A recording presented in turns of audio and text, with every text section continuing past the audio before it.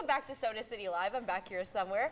Maybe you're like most people and haven't had the best luck keeping plants alive, or maybe you've been procrastinating starting that herb garden of yours. Well, the City of Columbia's Parks and Recreation Commission will be hosting a summer gardening camp for kids to help them get a head start on their green thumbs, and today we're going to work on ours. So joining me today with the Parks and Recreation Commission is Program Coordinator Jacqueline Williams. So thanks for joining us. Thank you. I do have to make it's the City of Columbia, which is different from the Commission. So we're the City of Columbia representing. Yes, thank you. So tell us a little bit about everything that you brought with you today. All right. I am here to show everyone how easy it is to garden and grow your own food. Yes. So with these containers, I've worked with the children during the summer, and so we're going to make a pizza garden today. Wonderful. So just with the bucket.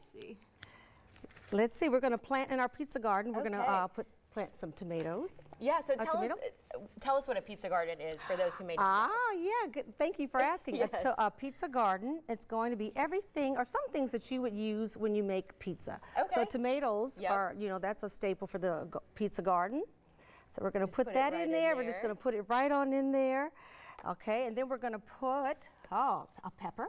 Oh, wonderful. So if you want a sweet pepper, you can try a banana pepper or a green pepper. And if you want a spicier pepper, maybe you could do a jalapeno. Yes, that's more my speed. Okay, so we're just going to dump this in here. A little messy indoors. And tell us a little bit how you're doing this. So we've got kind of these pre-potted things that looks like they've been, bought in this package, and you can just put them in the same bucket? Well, actually, I grew these. Well, I didn't grow this one. I grew this one. Okay. But so then I saved the containers. I saved the containers. That's good. It's even got a little pepper on there, if you can see. So yes, you can. You know what? The plant will get as large as the container. So if you keep it in a container this size, then the roots will get root bound. So you have to take it out, break up the roots, and put it in a larger container. Yeah. So that's why we're putting it in this one. We're just going to add a few more items in here. So we have our tomato, and we have our pepper, and we're going to add basil. Do you like basil? Oh, yes. That's a beautiful plant you've got there. Now this one, of course, I purchased. So when you put this in, you see the roots. We're just going to break them up just a little bit here. And dig your hole. Put that in. So basil also repels insects. Okay. Yeah. So that's always something good to have around. Mosquitoes, yes.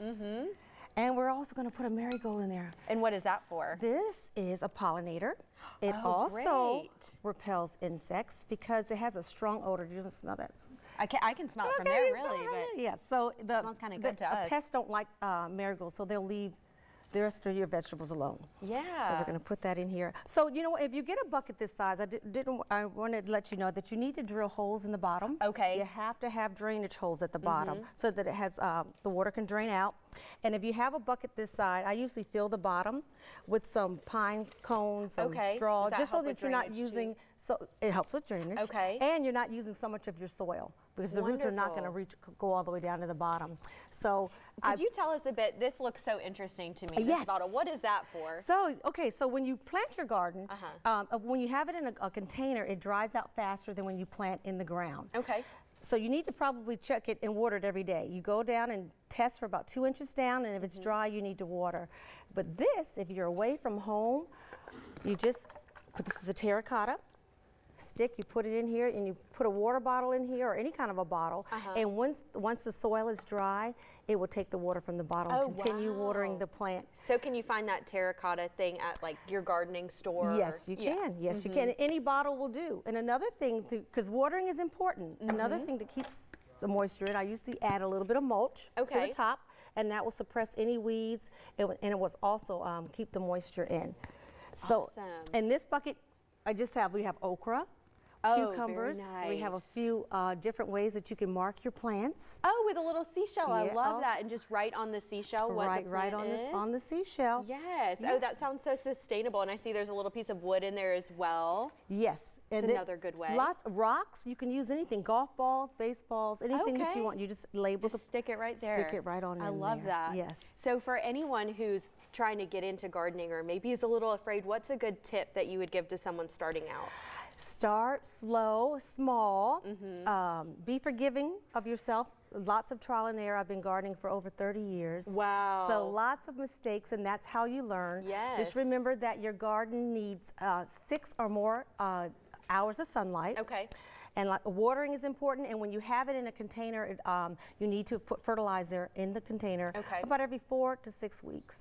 And peppers are very easy to grow. Yes. Oh, this is so tomatoes cute. are easy to grow. So you can you can move this around. So you have a little handle. I love it. It's portable, and all of this, a lot of it is stuff that you might already have at home. Right. That's what I love about it. Yes. And then once you get to growing your own stuff, that's less time that you have to spend going out to the grocery store. You got it right there. I do not go to the produce aisle. I grow all of this came from my backyard. We have a pear, 2 types of pears, squash, cucumbers, tomatoes, all from the backyard. And I bet it's so flavorful too. Very different from once you taste food from the garden, you will not want to go. You won't go back. You won't go back. Yes, that's exactly right. Thank you so much for sharing all these tips. And if you want to learn more, you can go to our website, SodaCityLive.com. We'll have all of that information, including more information on the camps for kids. Thanks for being with us. We'll be right back.